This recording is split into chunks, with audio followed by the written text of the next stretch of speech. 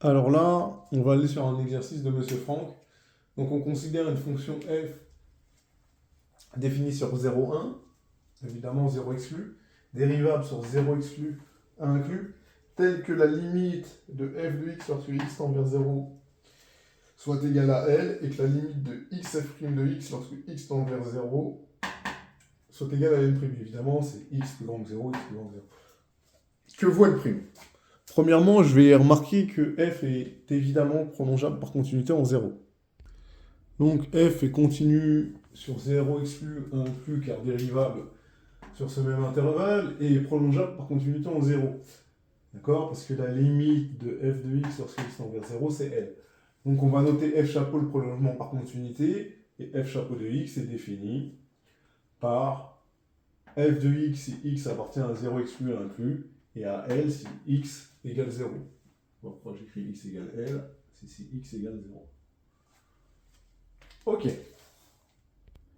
Donc, soit j'ai une fonction définie sur 0 inclus, 1 inclus, par g de x égale x f chapeau de x.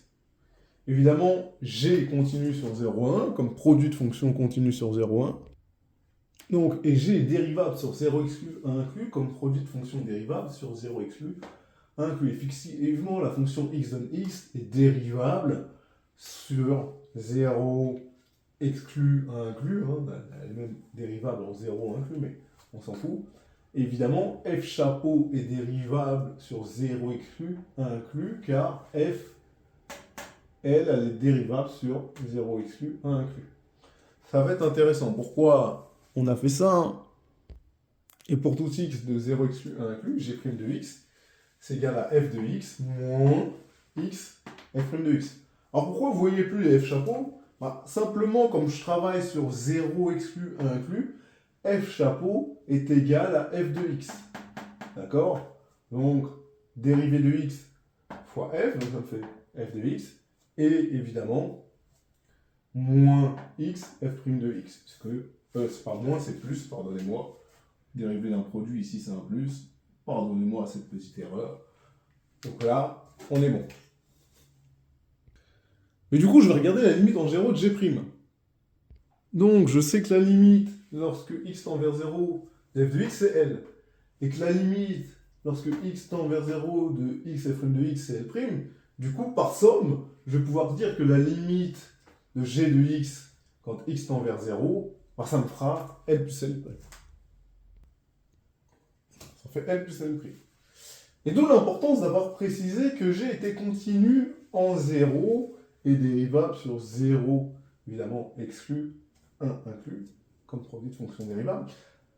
Parce que maintenant, je vais pouvoir utiliser le théorème limite de la dérivée, et donc affirmer non seulement que g est dérivable en 0, mais que g' de 0 égale L plus L'. Ce que j'affirme là. Mais il va falloir se rappeler quelque chose sur g' de 0. Qu'est-ce que c'est au sens de sa définition? Sa définition, g' de 0, c'est la limite quand x tend vers 0 de g de x moins g de 0 sur x moins 0. Mais g de 0, ça vaut quoi? Ça fait 0 fois f chapeau de 0, c'est-à-dire 0 fois L, ça fait 0. Donc g de 0, il vaut 0. Mais g' de 0, c'est L plus L'. Mais du coup, ça veut dire que L plus L', c'est égal à la limite de g de x sur x quand x tend vers 0.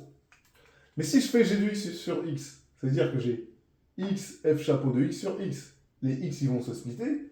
Ça veut dire que L plus L' est égal à la limite, lorsque x tend vers 0, de f chapeau de x. Mais la limite, quand x tend vers 0 de f chapeau de x, étant donné que f chapeau est continu sur 0,1, bah, ça vaut L. Bah, ça veut dire que j'ai L plus L' qui est égal à L.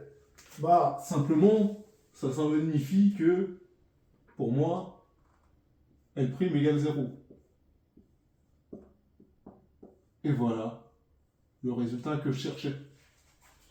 J'espère que vous avez apprécié. Je vous souhaite une excellente journée.